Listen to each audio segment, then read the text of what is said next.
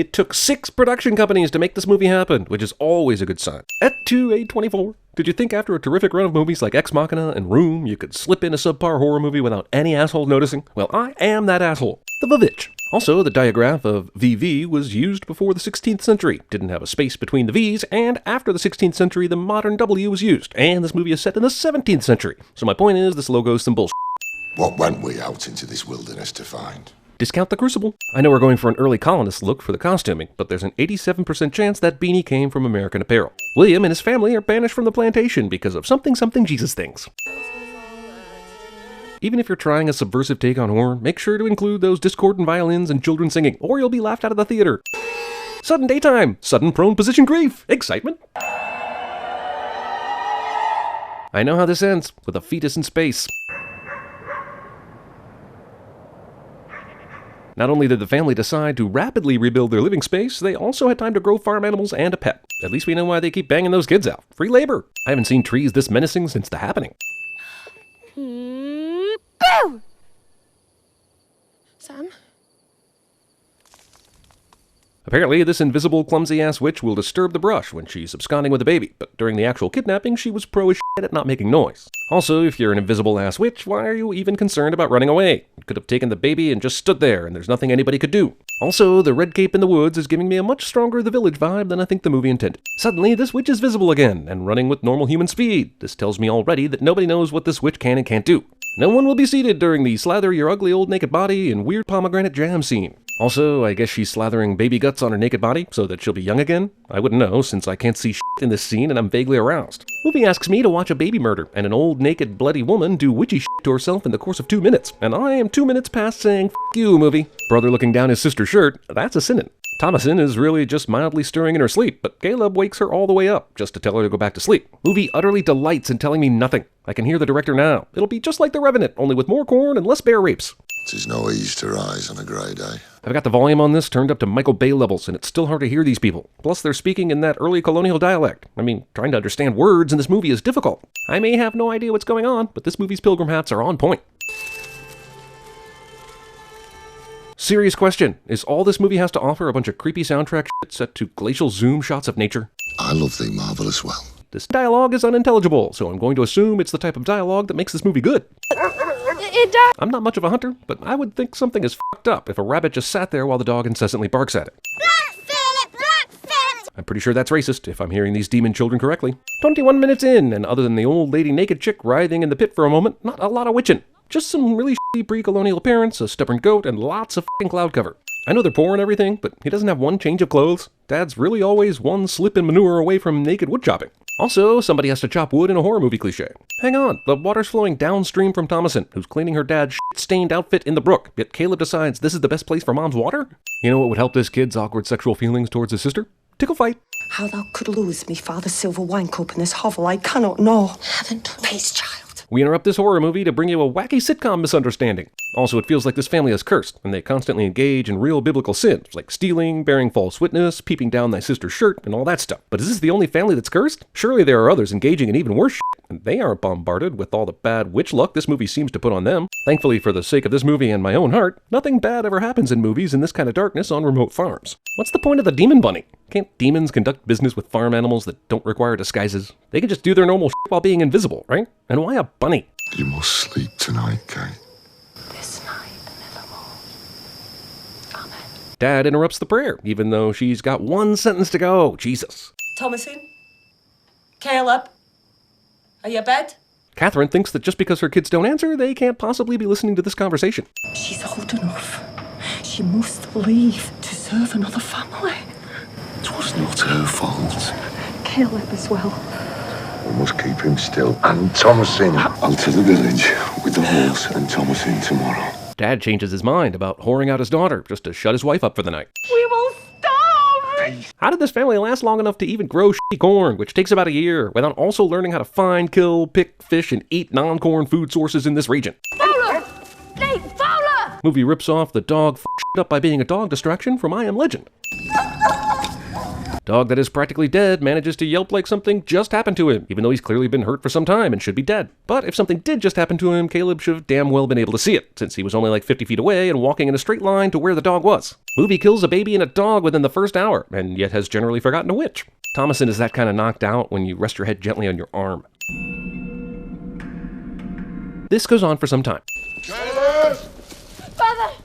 Thomasin waits until she's directly in sight of her father before actually saying something. Also, didn't the two kids leave before daybreak? They couldn't have gotten far since Thomasin heard her dad calling from outside the woods, but now it's almost night because atmosphere can't wait for narrative to catch up, damn it. Discount Angelina Cat Bonham Denning Jolie Carter Witch. The director couldn't choose between Hansel and Gretel, Little Red Riding Hood, and the Three Little Pigs for his inspiration, and said, F it, we'll use all three. Also, Witch lures Caleb in by assuming he's a boob man. When adult witches disguised as beautiful women kiss pre-adolescent boys, their once beautiful hands turn into witches' hands for the benefit of an unseen audience. During one of this movie's many black screen moments, we hear a thunderstorm, because who needs to foreshadow with restraint? I'll set off at first light. I'll not return till I found him. The moon is bright. The rain bothers me not. So is William going now or in the morning? And even if the rain doesn't bother him, it would make Caleb almost impossible to track. Also, how can there be both a bright moon and rain? 'Tis a day's ride, and I have no horse. Why not just say 'tis a 5-day walk then? Is your wife somehow unaware of your not horse-having status? Why the f*** did the witch put Caleb here? Or why did he come back to the house and decide to lean up against the fence naked? I mean, I guess it's a good thing Thomasin decided to tend the goats at this very moment in time, or this guy would have died of pneumonia.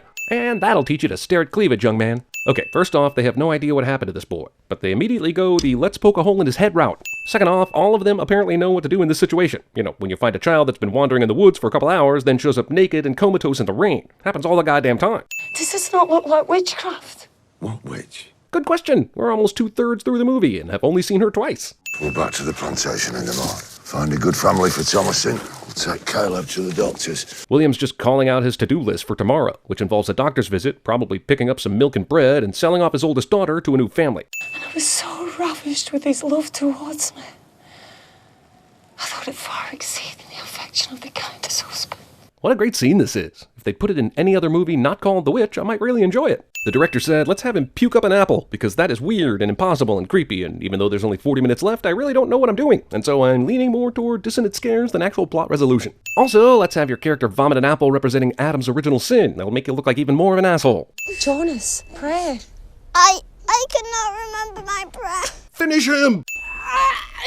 Size of my blood. If she desires your blood, why did she let you go in the first place? Did she know your come back to life only to die anyway scene would be good for the movie? Take me to thy lap. Witch decides to be an evil prankster and give Caleb enough life to give this family hope, and then kills him. It's pretty disturbing, honestly. I want to remove a sin for it, but I'm so confused that I'm adding one. I saw the serpent in my son. You stopped their prayer. They lie. I saw it. Caleb disappeared with thee. And who then found him?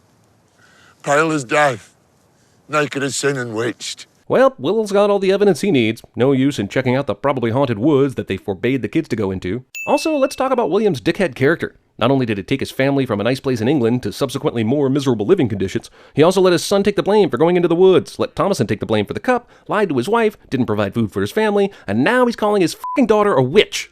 Use Lucifer. Blame the goat for killing your children was the 17th century version of blaming your farts on the dog. Did ye make some unholy bond with that goat? I thought that only happened in Tijuana. I suppose I should be wondering what's going on, considering this father was just acting like he trusted Thomasin's story and distrusted the twins, but is now hammering them all into a makeshift prison together. But really, I'm mostly wondering how this asshole has to use the butt end of an axe as a hammer. Does he not have a hammer? He has acres of shitty corn crops, 4, now 3 kids, goats, an entire house, and he has no hammer. Wait, that kids get punished, but Black Phillip is still alive? Even before they find out he's the devil, that goat's a total asshole. And I'll lick the dust of thine earth. Seriously, this movie is filled with great scenes of drama. It's a movie about people of God asking aloud why God hates them if they love him so much.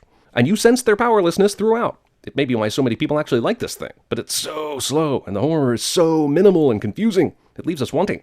No sin here. The movie does get points for trying something different. Where the f*** did she come from? Why do they wait until after she laughs to scream? Is a sudden naked granny not reason alone to scream? So instead of breastfeeding, which she's imagining, she's actually having her breast pecked to death by a crow, which makes sense if you take the exact combination of drugs this screenwriter took. This asshole somehow managed to fall and then stay asleep last night, despite the witch kids, the dead kid, the grave digging, and the sleepwalking wife breastfeeding demon birds. Must have got his hands on some 17th century Ambien. Okay, I know they're both distracted by the dead animals, but did William seriously not hear or see Black Phillip coming at him? And if not, could Thomasin not give him a f***ing heads up? With this black goat actually turning out to be evil, I'm beginning to understand what Caleb was saying on his deathbed. But remember, this movie is practically unintelligible. And in that scene, he's screaming and mumbling something about a cat, a crow, a raven, a three-legged dog, and a wolf. And I'm going to assume Black Phillip, the goat, is the ringleader, like a witch pimp of sorts. These are actually disguises of many witches we see later, I'm guessing. But unless your hearing is absolutely amazing or you watch a movie with subtitles, this went right past you, and it's a failure on the movie's part not to make this information more clear. Overzealous murder goat earns a 15-yard penalty for unsportsmanlike conduct after this taunting dance. How ironic. He died in the wood he loved so much. Also, the tragedy of Dad's goat death is compounded further by the fact that someone's gonna have to pick up and restack all that f***ing firewood. The witch was pretty full from all the animals in the barn, so she must have wrapped up the twins real nice in a doggy bag. Of course, Black Phillip leaves the scene like a douchebag, so good luck proving you're not a witch now, Thomasin. Once again, she doesn't hear or see her mom sneaking up, even though she was looking in that direction. Well, she's great at playing a crazy religious crow breastfeeding mom, but this actress has no ability to hold her breath. Unless the movie is saying she's not dead, just really tired and stabbed. Wouldst thou like to see the world? Is there any reason to whisper at this point? She's seduced to the dark side already. There are no people around to hear this, except the audience, which can't. I cannot write my name. I will guide thy hand. The devil uses paper contracts when a verbal sale should be all he needs. I mean, does business involving witch souls often go to court?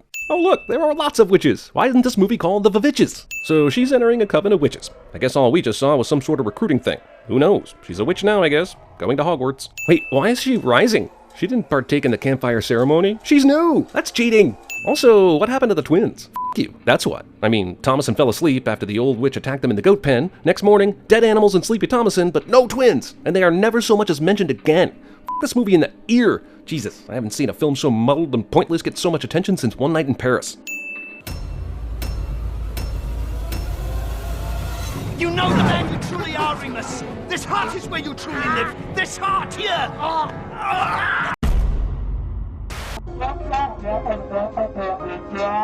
Your Honor, I object. And why is that, Mr. Reed? Because it's devastating to my case. So they loaded up the truck and they moved to Beverly. I will confess Jehovah with all heart.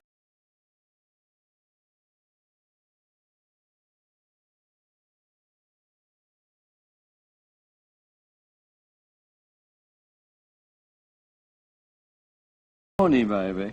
I warned you, but did you listen to me? Oh, no, you knew it all, didn't you? Oh, it's just a harmless little bunny, isn't it? Looking at cleavage is like looking at the sun. You don't stare at it. It's too risky. You get a sense of it, then you look away. Right. Leave me be. Go tell mother and father of my wickedness. Thomasin, get out of here and don't come back for 5 to 7 days. Why my eyes, sir? You've never used them before. Hey, want to hear the most annoying sound in the world? Ba, ba, ba. I love my dead gay son. The wrong kid died.